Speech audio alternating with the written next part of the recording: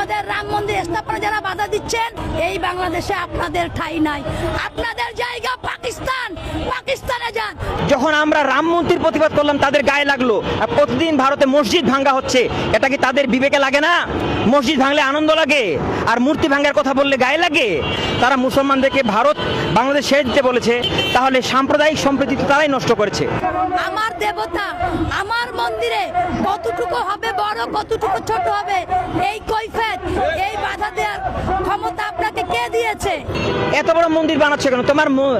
তোমার মূর্তি বানাচ্ছ কেন? তোমার মন্দিরের ভিতরে তুমি যা করো করো।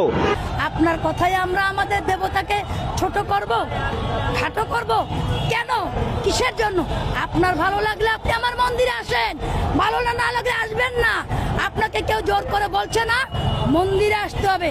আমরা আমাদের রাম মন্দির অনেক বড় করব। আর আপনার রামকে এত ভয় কেন? রামের নামেই কিন্তু বাবরি মসজিদ ভাঙা হয়েছে। বাবরি মসজিদ ভাঙাটা কি সাম্প্রদায়িক সম্প্রীতির নিদর্শন? নিশ্চয়ই সাম্প্রদায়িক আক্রমণের নিদর্শন। আবার ওই রামেরই মূর্তি হবে বাংলাদেশে, সেটা আবার বিশ্বের সব থেকে বড় উঁচু রাম মূর্তি হবে। তার মানে বাংলাদেশেও সাম্প্রদায়িক উস্কানি তারাই দিচ্ছে। লেখাপড়া তো করেন না, মাদ্রাসায় থাকেন, উল্টো পাল্টা চিন্তা করেন। এখনো সময় আছে, ভালো হয়ে যান। আর ভালো যদি না হইতে পারেন, পাকিস্তান চলে যান। আপনাদের মতো মৌলবাদীদের দেশ হচ্ছে পাকিস্তান, এই বাংলাদেশ নয়।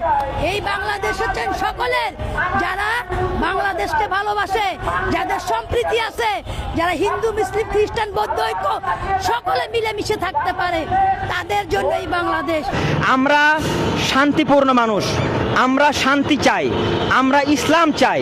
কিন্তু ইসলামকে কেউ গুঁতো মেরে মুসলমানদেরকে উস্কিয়ে দিবে, আর মুসলমান কথা বললে প্রতিবাদী হলে জঙ্গি হবে, এটা কেমন কথা? ভারতে জয় শ্রীরাম না বলার জন্য মুসলমানদেরকে হত্যা করা হচ্ছে কেন? তারা যদি শান্তি চায়, তার ভারতে এই জুলুমের প্রতিবাদ হিন্দুরা করে না কেন?